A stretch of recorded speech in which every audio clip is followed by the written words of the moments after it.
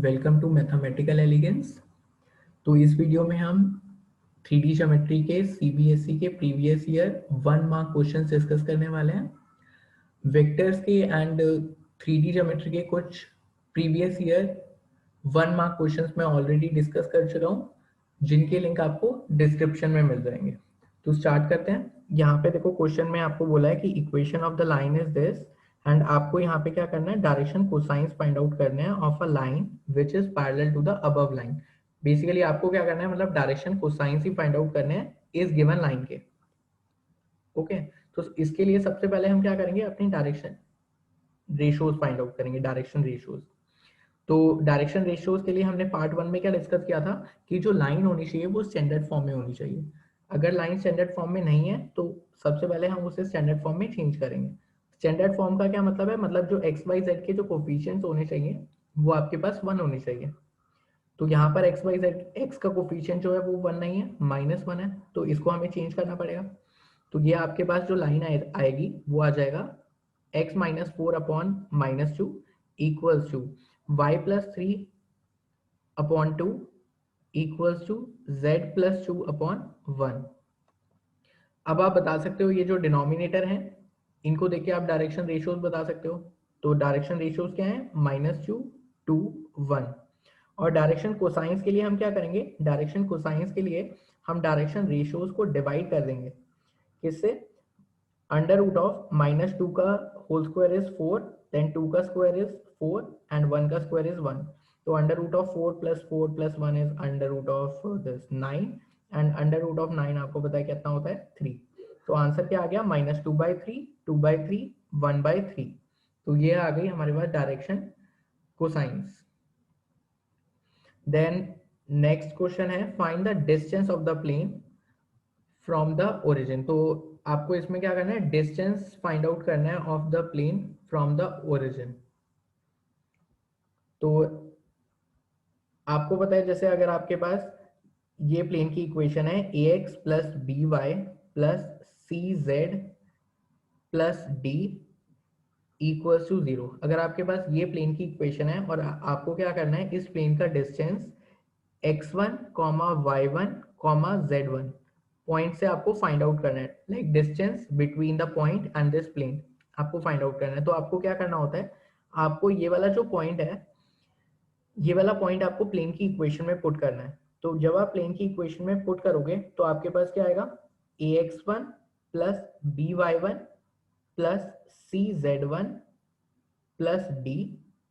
तो देखो न्यूमरेटर आपका इस तरीके से आ जाएगा, और डिनोमिनेटर में क्या करना है, डिनोमिनेटर में आपके पास आएगा √of ये जो x का जो कोफिशिएंट है इसका स्क्वायर, दैट इज a का स्क्वायर, देन प्लस b का स्क्वायर प्लस c का स्क्वायर। ये जो x y z के जो आपके पास कोफिशिएंट्स है ना, इनका आपको स्क्वायर कर देना है बस, तो आपके पास डिनोमिनेटर आ जाएगा।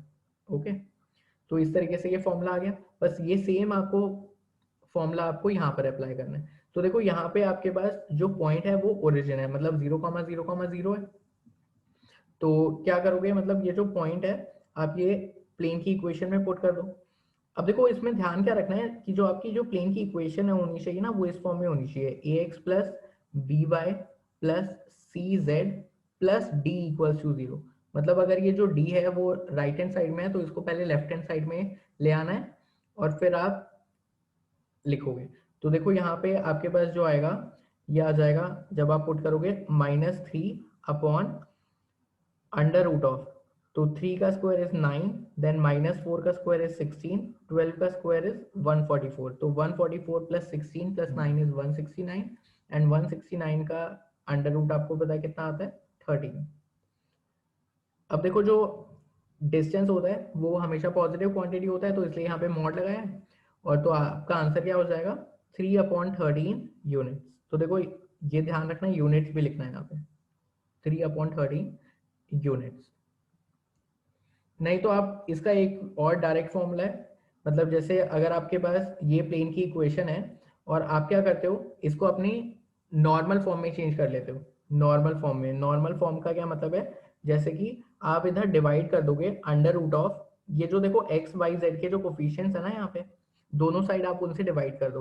मतलब यहाँ पे आ जाएगा 9 + 16 + 144, मतलब वही सेम आ गया ये बेसिकली। अगर आप दोनों साइड आप डिवाइड कर दोगे under root of 169 that is 13, अगर आप दोनों साइड 13 से डिवाइड कर दोगे तो ये नॉर्मल फॉर्म में आ गई है प्लेन की इक्वेशन।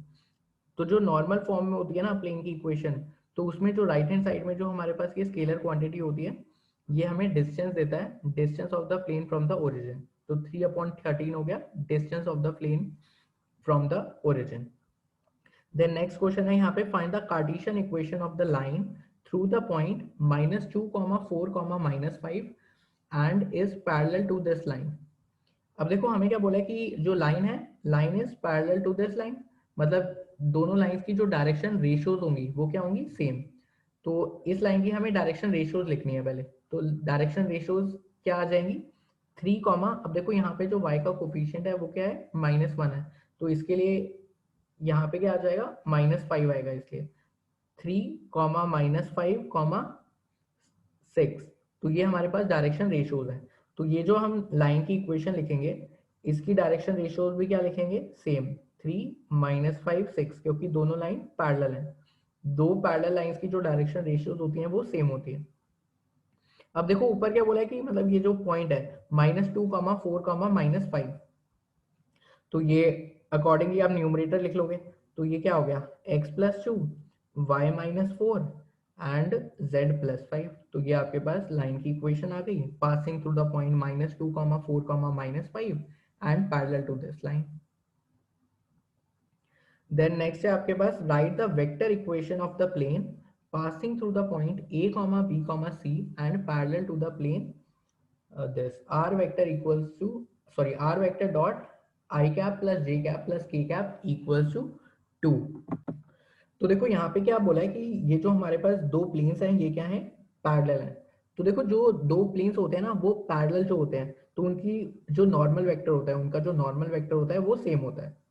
और आपको पता है कि जो अगर हम प्लेन की इक्वेशन देखें नॉर्मल फॉर्म में तो क्या होती है, मतलब वेक्टर फॉर्म में जो प्लेन की इक्वेशन होती है वो होती है r vector dot n vector equals to a vector dot n vector.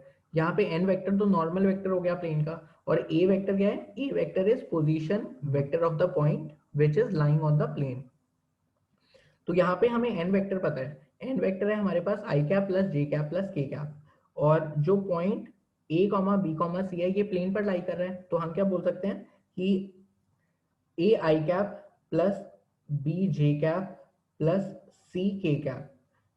तो ये जो a वेक्टर है इसकी जगह आप ये वाला वेक्टर पुट करोगे, n वेक्टर की जगह आप ये वाला वेक्टर पुट करोगे, i cap plus j cap plus k cap वाला। तो यहाँ पे जब हम पुट करेंगे और राइट हैंड साइड जब हम डॉट प्रोडक्ट लेंगे, तो डॉट प्रोडक्ट देखो क्या आएगा, डॉट प्रोडक्ट आएगा इन दोनों का a plus b plus c, and left hand side में आपके पास आएगा r वेक्टर डॉट, देखो लेफ्ट हैंड साइड तो सेम ही रहेगी, मतलब i cap plus j cap plus k cap.